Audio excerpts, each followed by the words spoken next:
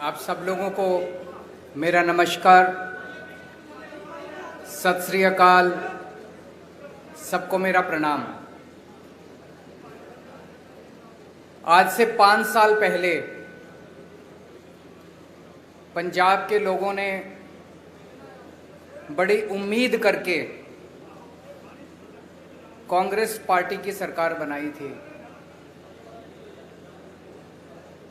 लेकिन आज कुछ सरकार नाम का कुछ दिखाई नहीं दे रहा। इन लोगों ने सरकार का तमाशा बना दिया है। सत्ता की गंदी लड़ाई चल रही है। हर उनका नेता सीएम बनना चाह रहा है। आपस में इतनी जबरदस्त लड़ाई चल रही है कि सरकार बिल्कुल गायब है। लोगों को समझ नहीं आ रहा कि हम अपनी समस्याएं लेके किसके पास जाएं। तो एक तरफ जहां सत्ता की गंदी लड़ाई चल रही है, दूसरी पार्टियों में भ्रष्टाचार और सत्ता का गंदा नाच चल रहा है। दूसरी तरफ वहीं एक आम आदमी पार्टी है जो पंजाब के विकास और पंजाबियों की तरक्की के लिए दिन रात प्लानिंग कर रही है। अब सब लोग कह रहे हैं और पूरा पंजाब तैयार है कि चुनाव के बाद आम आदमी पार्टी की सरकार पंजाब में बनेगी। सरकार बनने के बाद हम क्या करेंगे, इसकी पूरी प्लानिंग हम लोग कर रहे हैं। अभी थोड़े दिन पहले मैं आपके बीच में आया था। हमने कहा कि हम 300 यूनिट बिजली मुफ्त करेंगे। दिल्ली में करके दिखाई है, झूठ नहीं बोलते। हमने कहा हम 24 घंटे बिजली देंगे, दिल्ली में करके दिखाया है, हम झूठ नहीं बोलते। हमने कहा हम किसानों की बिजली माफ करेंगे, हमने कहा हम पुराने बिल माफ करेंगे। कल मेरी व्यापारियों के साथ मीटिंग हुई। व्यापारियों के साथ मिलकर हम लोगों ने पंजाब के लिए खाका तैयार किया। आज एक बहुत बड़ी और बहुत जरूरी गारंटी देने के लिए मैं आया हूं। वो है स्वास्थ्य की गारंटी, स्वास्थ्य सेवाओं की गारंटी, हेल्थ की गारंटी, अस्पतालों की गारंटी। आज पंजाब के अंदर इतना बुरा हाल है, अगर आप बीमार पड़ जाओ और सरकारी अस्पताल में चले जाओ, पीजीआई छोड़ के सरकारी अस्पताल, प्राइमरी हेल्थ सेंटर में चले जाओ, कम्युनिटी हेल्थ सेंटर में चले जाओ, आप बिल्कुल इलाज नहीं मिलेगा आपको। तो आपको मजबूरी में प्राइवेट में जाना पड़ता है। जिसके पास भी बेचारे के पास 2 पैसे हैं वो प्राइवेट में जाता है, और जब प्राइवेट में जाता है वहां पे बुरी तरह से लूट मची हुई है प्राइवेट अस्पतालों के अंदर। सरकारी अस्पताल में जाओ, वहां ना डॉक्टर मिलेगा, ना नर्स मिलेगी, ना दवाइयां मिलेगी, ना मशीनें काम कर रही हैं, दवाइयों की खिड़की खुलती नहीं है। आज से 7 साल पहले जब हमने दिल्ली में सरकार संभाली थी, दिल्ली में भी यही हाल था। सरकारी अस्पतालों का बहुत बुरा हाल था। सरकारी अस्पतालों में बहुत बुरा इलाज था। 5 साल 7 साल के अंदर हमने दिल्ली के पूरे अस्पतालों, सरकारी अस्पतालों की दशा बदली है। आज पंजाब के लोगों को, उनके परिवार के सदस्यों के स्वास्थ्य के लिए मैं 6 गारंटी दे रहा हूं। 6 गारंटी। पहली गारंटी, पंजाब के हर बंदे को मुफ्त और अच्छा इलाज मुहैया कराया जाएगा। ये मेरी गारंटी है, ये मेरा वादा है। मैंने 2 बातें कही हैं, मुफ्त और अच्छा। अगर मुफ्त कहो तो लोगों को लगता है कि मुफ्त चीज तो बेकार होती है। हमारा ये मानना है कि भगवान ने जितनी मुफ्त चीजें दी है वो सारी हवा मुफ्त दी है, हवा के बिना आप 1 मिनट नहीं रह सकते। हमारा मानना है कि जो मुफ्त चीजें हैं वो बहुत अच्छी होती हैं और उनको अच्छा करके दिखाएंगे हम। तो मुफ्त और अच्छा इलाज ऐसा कि आप प्राइवेट अस्पताल की तर्ज पे आपको इलाज मिलेगा। दूसरी गारंटी, सारी दवाइयां, सारे टेस्ट, सारा इलाज, सारा ऑपरेशन, सब कुछ मुफ्त होगा। दिल्ली में करके दिखाया। दिल्ली में अच्छा इलाज भी दे रहे हैं, मुफ्त इलाज भी दे रहे हैं। और आप सरकारी अस्पताल में चले जाओ, महंगी से महंगी दवाई अगर कोई इंजेक्शन आपका 10,000 रुपए का भी आता है, मुफ्त मिलता है आपको दिल्ली के सरकारी अस्पताल के अंदर। आज पंजाब के अंदर अगर आप किसी सरकारी अस्पताल में जाओ, दवाइयां मिलती हैं? नहीं मिलती। डॉक्टर एक पर्ची पे लिख देता है, कहते हैं बाहर से ले लेना दवाई। दवाइयों की खिड़की खुलती नहीं है। आम आदमी पार्टी की सरकार बनने के बाद हर सरकारी अस्पताल के अंदर सारी दवाइयां मिलेंगी, दवाइयों की खिड़की खुलेगी। हम इंश्योर करेंगे कि सारी दवाइयां मिलनी चाहिए। आज पंजाब के सरकारी अस्पतालों के अंदर कोई मशीन काम नहीं करती, एक्सरे की मशीन काम नहीं करती, या तो मशीनें है ही नहीं, और या मशीनें काम नहीं करती, या मशीनें चलाने वाले नहीं हैं। दिल्ली में भी यही हाल था। आज दिल्ली के अंदर सारी मशीनें हैं, मशीनें काम करती हैं और मशीन चलाने वाले भी हैं। पंजाब के भी सारे अस्पतालों के अंदर दवाइयां भी फ्री मिलेंगी, सारी मशीनें भी चालू होंगी। मशीनें होंगी और मशीनें चालू होंगी। अगर किसी का 10 लाख का, 15 लाख का, 20 लाख का भी ऑपरेशन है, सरकारी अस्पताल के अंदर वो फ्री किया जाएगा। भगवान ना करे आपके घर में कोई बीमार हो, लेकिन अगर आपके घर में कोई बीमार होता है तो अब उसके इलाज के खर्चे की आपको चिंता करने की जरूरत नहीं है। उसके अच्छे इलाज की अब आपको पंजाब में चिंता करने की जरूरत नहीं पड़ेगी। अभी बहुत सारे लोग पंजाब से दिल्ली जाते हैं इलाज कराने के लिए, उनका भी इलाज मुफ्त होता है दिल्ली के अंदर। लेकिन अब आपको पंजाब से दिल्ली जाने की जरूरत नहीं पड़ेगी, पंजाब के अंदर आपका अच्छा इलाज होगा। यह हमारी दूसरी गारंटी है। तीसरी गारंटी, हर पंजाब के व्यक्ति को एक हेल्थ कार्ड जारी किया जाएगा। उस हेल्थ कार्ड के अंदर उसकी सारी जानकारी होगी, उसका एक्सरे, उसकी MRI रिपोर्ट, उसको इतनी सारी रिपोर्ट लेके घूमने की जरूरत नहीं है, सारी कंप्यूटर पे होगी। वो बस अपना एक हेल्थ कार्ड लेके, हर आदमी, आपके परिवार में एक बच्चा है उसका अलग हेल्थ कार्ड होगा, आपका माँ है उसका अलग हेल्थ कार्ड होगा, पिताजी का अलग हेल्थ, हर एक बंदे को एक हेल्थ कार्ड जारी किया जाएगा। जिसके पास हेल्थ कार्ड होगा उसको अच्छे से अच्छा इलाज मुहैया कराने की जिम्मेदारी पंजाब सरकार की होगी।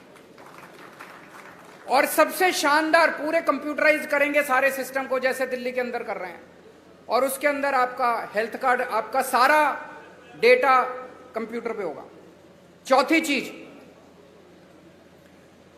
दिल्ली में हमने मोहल्ला क्लिनिक खोले हैं। मोहल्ला क्लिनिक की चर्चा पूरी दुनिया के अंदर हो रही है। स्वीडन के मुख्यमंत्री हमारा मोहल्ला क्लिनिक देखने के लिए आए। यूनाइटेड नेशंस के सेक्रेटरी जनरल हमारा मोहल्ला क्लिनिक देखने आए। उस किस्म का मोहल्ला क्लिनिक अब पंजाब के हर पिंड में खोला जाएगा, पिंड क्लिनिक बनाया जाएगा।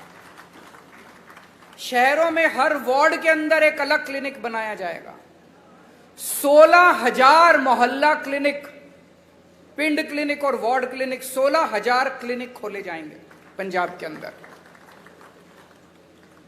इस क्लिनिक में क्या होता है, मान लीजिए आपको खांसी हो गई, जुकाम हो गई, थोड़ा बुखार हो गया, तो आपको पीजीआई जाने की जरूरत नहीं है, प्राइमरी हेल्थ सेंटर खुलते नहीं है। मोहल्ला क्लिनिक के अंदर आपको ये सारी रोजमर्रा की बीमारियों का इलाज, वहां पे आपके पिंड में मोहल्ला क्लिनिक होगा, वहां चले जाओ, वहां पे आपको इलाज मिलेगा। पांचवी गारंटी, जितने सरकारी अस्पताल हैं बड़े बड़े पंजाब के अंदर, उन सारे अस्पतालों को ठीक किया जाएगा। दिल्ली में भी अस्पतालों की बुरी हालत थी, सारे अस्पताल हमने एयर कंडीशनड कर दिया। आप जाके देखो, अब दिल्ली सरकार के अस्पताल सेंट्रली एयर कंडीशनड है, प्राइवेट अस्पतालों की तरह शानदार। ऐसे ही पंजाब के सारे बड़े सरकारी अस्पतालों को शानदार बनाया जाएगा, अच्छा बनाया जाएगा। वहां दवाइयां मिलेगी, वहां टेस्ट होंगे, वहां सारी मशीनें काम करेंगी और बड़े स्तर के ऊपर नए सरकारी अस्पताल खोले जाएंगे पंजाब के अंदर। और छठी और आखिरी गारंटी,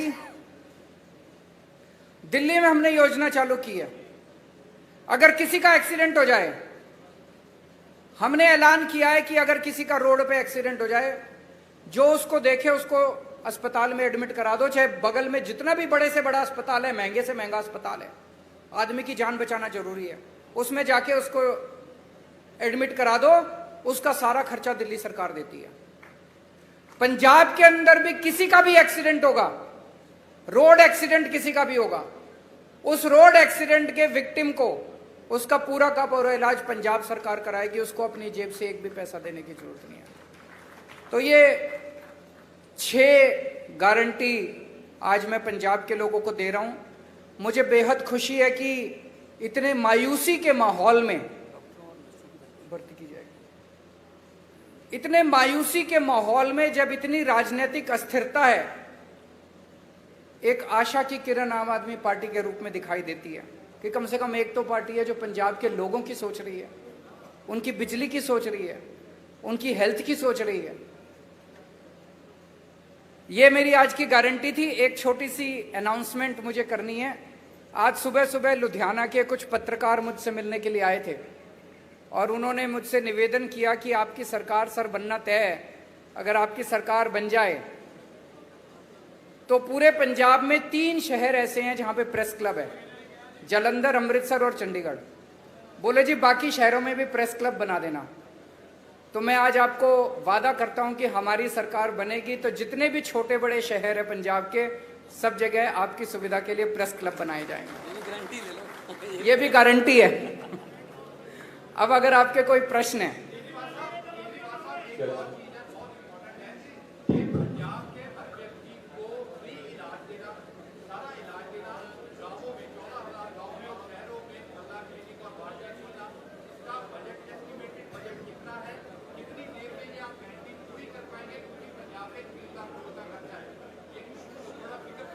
मैं आपको एक, इन्होंने बड़ा अच्छा प्रश्न पूछा है, 1 मिनट सुन लीजिए जरा। इन्होंने पूछा है जी पैसा कहां से आएगा। मैं आपको एक छोटा उदाहरण देता हूं, उदाहरण से आपको समझ आ जाएगा। जब हमारी दिल्ली में सरकार बनी थी पहली बार, मैं बता दूंगा आपको, सुनिए तो सही। जब हमारी सरकार बनी थी, हमने अपने मैनिफेस्टो में पहली बार नहीं डाला था कि हम फ्री करेंगे, इलाज फ्री करेंगे। हमने एक फ्लाईओवर बनाया, वजीरपुर फ्लाईओवर।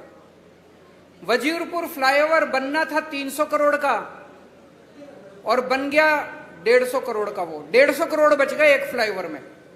फिर मैंने कैबिनेट मीटिंग बुलाई। कैबिनेट मीटिंग में हमने तय किया भाई ये 150 करोड़ रुपया बच गया, इसका क्या करें। तो हमने कहा भाई एस्टीमेट बनाओ कि अगर हमें अपने लोगों की सारी दवाइयां और इलाज फ्री करना हो तो कितना खर्चा आएगा। तो पता चला, अफसरों ने एस्टीमेट लगाया, पता चला 150 करोड़ आएगा। एक फ्लाईओवर के बनाने की बचत में हमने पूरी दिल्ली का सारी दवाइयां और सारा इलाज मुफ्त कर दिया। मैं आपको ये उदाहरण इसलिए दे रहा हूं, ये जो जनता के काम है ना, इन कामों को करने में ज्यादा पैसा नहीं लगता। पैसा तब लगता है जब रिश्वतखोरी में और भ्रष्टाचार में सारा पैसा लूट लिया जाता है। ये जितना मैंने कहा है, ये सारा करने में कोई बहुत ज्यादा पैसा खर्च नहीं हो। जैसे मोहल्ला क्लिनिक आप एस्टिमेट बना लो, 20 लाख रुपए का एक मोहल्ला क्लिनिक बनता है, 15,000 बनाएंगे, आप देख लो कितना लगेंगे। दवाइयां और इलाज मुफ्त करने में बहुत कम लगेगा। मैंने बताया दिल्ली का 200-250 करोड़ का टोटल पूरी दिल्ली का दवाइयों का बजट आता है, पंजाब का 300-350 करोड़ का हो जाएगा, 400 करोड़ का हो जाएगा। इससे फालतू क्या होगा। तो जो एक चीज मैं आपको कह दूं कि मैं जो कहता हूं सारा होमवर्क करके लाता हूं, इसमें मैं और भी बड़ी बड़ी चीजें कर सकता था। मैं वही चीजें लिख के लाया हूं जो मैंने दिल्ली में करके दिखाई हैं। अब पंजाब में और ज्यादा करेंगे तो दिल्ली वालों को जाके कहेंगे पंजाब में कर दिया, आप दिल्ली में भी करेंगे। अरविंद जी, एक और किसी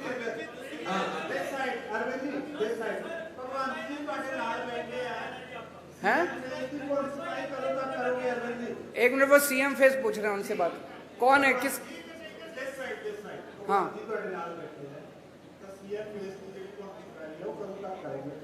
समय आने पे सीएम फेस की अनाउंसमेंट भी होगी। भगवंत मेरा छोटा भाई है। ये जो आप अखबारों में कुछ कुछ छापते रहते हो ना, ऐसा कुछ भी नहीं है। एक मिनट सुन लो, मेरी बात पूरी सुन लो। भगवंत मेरा छोटा भाई है। एक सुनो तो सही यार, सुन तो लो, बात तो पूरी सुन लो। एक टाइम ऐसा था जब ये लाखों रुपए कमाता था अपना एंटरटेनमेंट शो वगैरह करके। उसने सब कुछ छोड़ दिया पंजाब के लिए। तब तो आम आदमी पार्टी में नहीं आए थे। कोई कैरियर बनेगा, कुछ होगा, ऐसा कुछ नहीं था। पंजाब के लिए त्याग किया उसने। हमारी पार्टी में कोई भी व्यक्ति, मैंने कई बार बोला है, कोई पद और उसके लिए नहीं आया। सब लोग समाज के लिए और देश के लिए आए हैं। समय आने पे मैंने बार बार बोला है, आपको अच्छा सीएम देंगे, अच्छा फेस देंगे, कोई भी हो सकता है वो। अभी हम इसके बारे में सोच नहीं रहे हैं।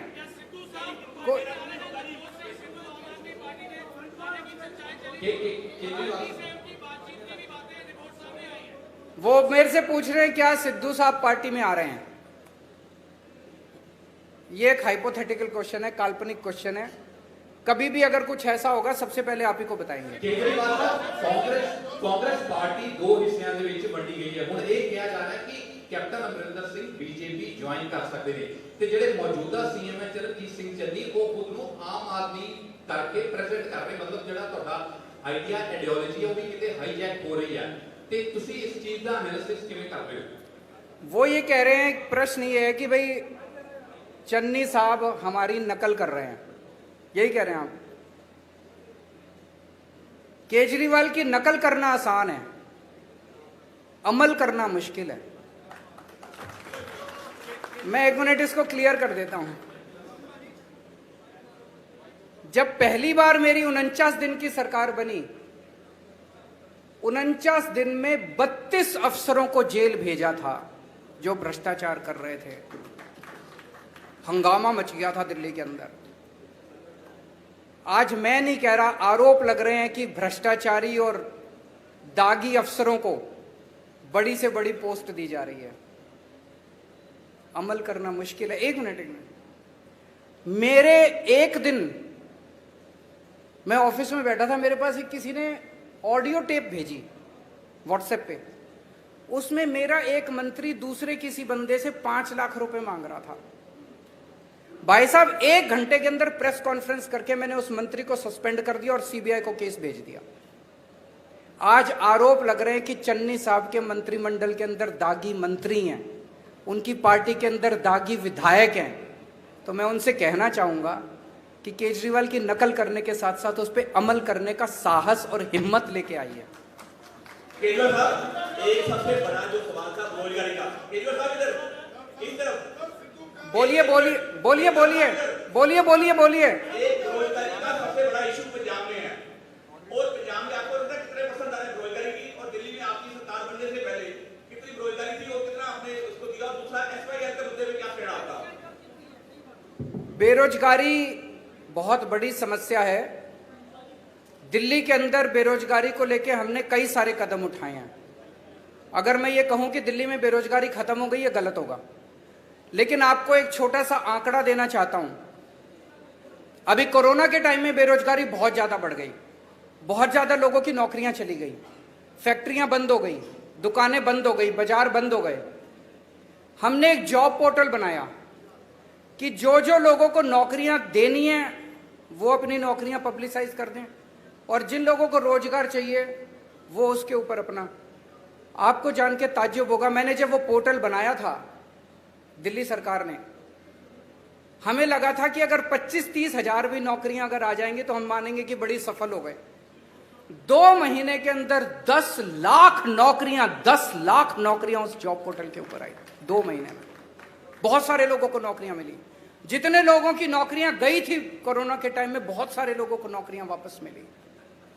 हमने ढेरों स्कूल बनाए हैं, ढेरों मोहल्ला क्लिनिक बनाए हैं, वहां पे हम लोगों ने हर बस के अंदर बस मार्शल नियुक्त किए हैं। इसमें इतनी नौकरियां निकली हैं, इतनी नौकरियां, हमने डोर स्टेप डिलीवरी शुरू की है, घर घर के अंदर हम इतनी नौकरियां निकली हैं। वो सारे काम पंजाब के अंदर भी किए जाएंगे और मैं समझता हूं कि इससे पंजाब के बेरोजगारों को नौकरी मिलने में सुविधा होगी। और उसके पहले कल भी मैंने कहा था, मैं चन्नी साहब से निवेदन करना चाहता हूं कि कैप्टन साहब ने प्रॉमिस की थी कि मैं हर एक को रोजगार दूंगा। उन्होंने कार्ड भी दिया था, आज तक बच्चे कार्ड लेके घूम रहे हैं। मेरी उनसे निवेदन है कि कैप्टन साहब के वादे को पूरा करें, हर बच्चे को नौकरी दें बेरोजगार को, और जब तक नौकरी नहीं मिलती वो बेरोजगारी भत्ता दें। 4.5 साल का 4.5 साल का।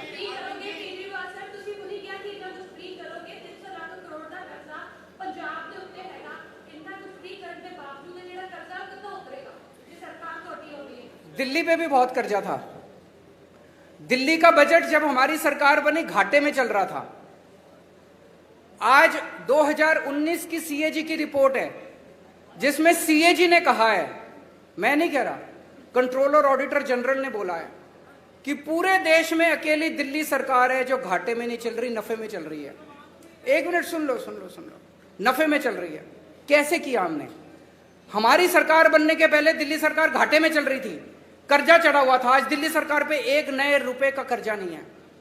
केवल और केवल एक चीज से, भ्रष्टाचार खत्म कर दिया, रिश्वतखोरी खत्म कर दी।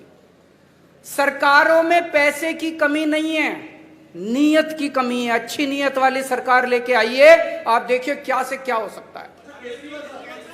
आखिरी क्वेश्चन, बोलिए।